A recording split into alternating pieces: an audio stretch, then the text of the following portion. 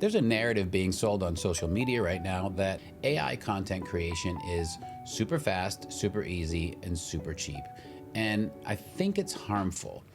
I don't think that it's dishonest about the tools getting better, because the tools are definitely getting better, like I've mentioned on this channel. And I don't think it's dishonest about the speed, because it's definitely speeding processes up, and it's incredible. But the cheap and the easy part is where I think it's missing the mark. And I think it's actually doing you and the industry a disservice. I mean, I get it. You put a headline out there that says, make a 30-second commercial in 5 minutes. It's going to draw attention. It's going to get eyeballs. And that's the whole point. They want the viewership. But is it truthful? And what's the cost? I've actually created a system for myself to help me determine what's worth my time and what's worth making. And I want to walk through that with you today, because I think you could make it for yourself.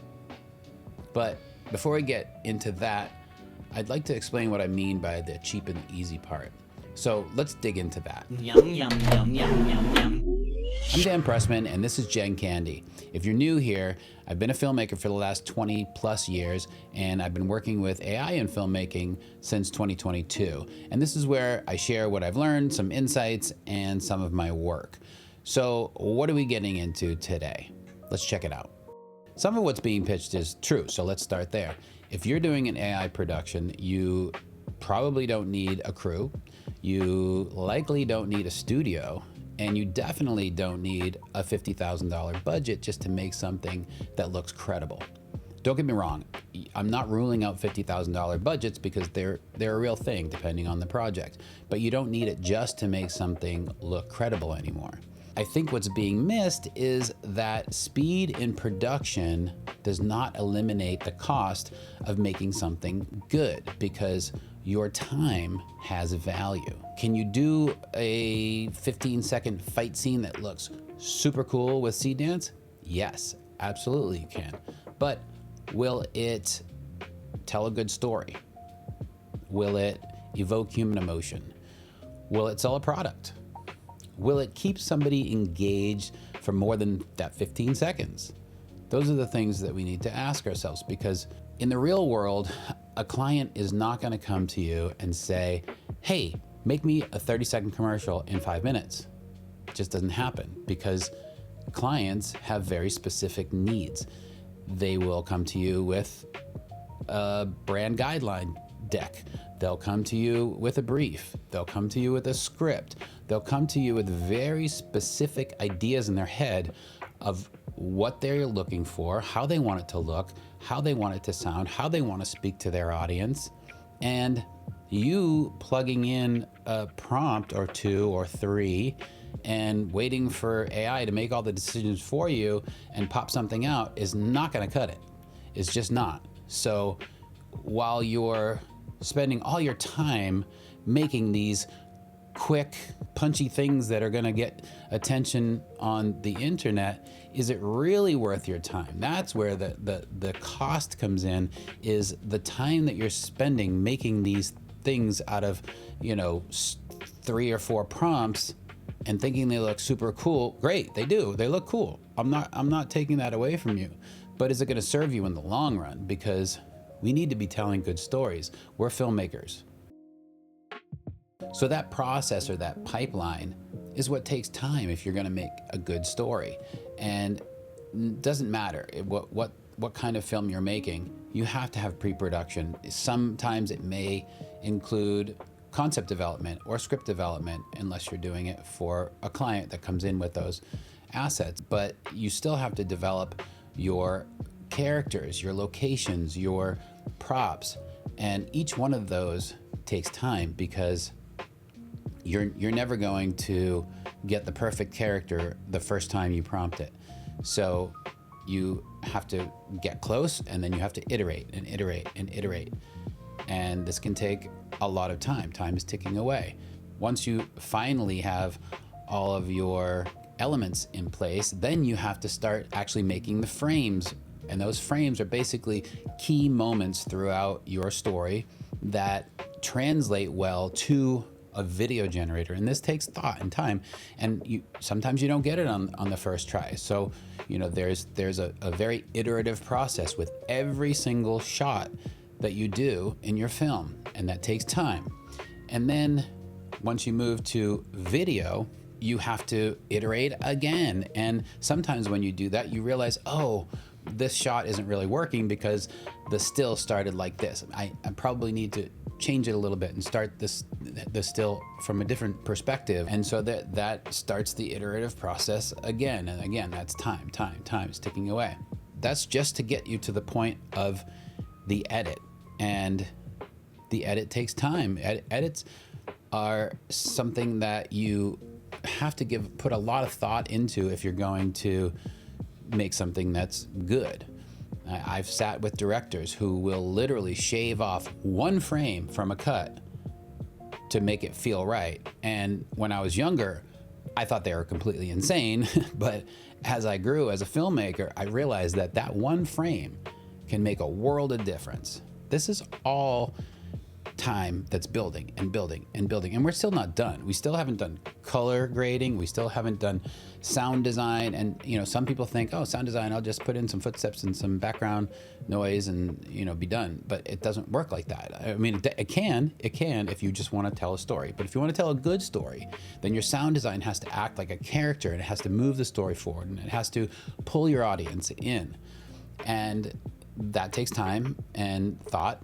And then you have music, and that's a whole other thing. And now with tools like Suno, independent filmmakers can be very thoughtful with the music that they're choosing for their films, and it can work in conjunction with your sound design, and it can really bring your films to a whole other level. And if you're not considering that stuff, then you should, to tell good stories.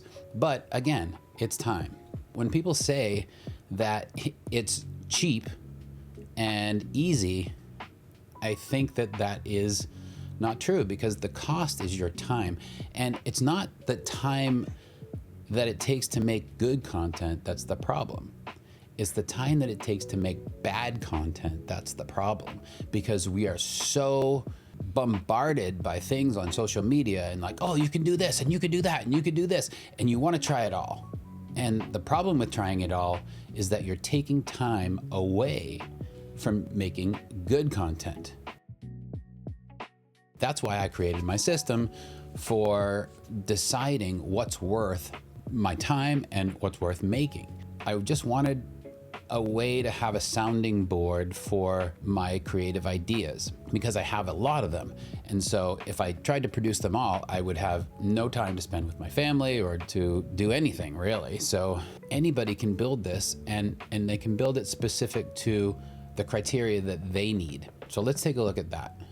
The logic underneath this is something that anyone could build for themselves, especially anyone that's watching this video, because I assume most people are making content with AI. And if you're making content with AI, the chances are that you've used ChatGPT and you've used Claude. And if you haven't used Claude Code yet, I highly recommend it. It may seem scary on the surface, but it's actually not at all.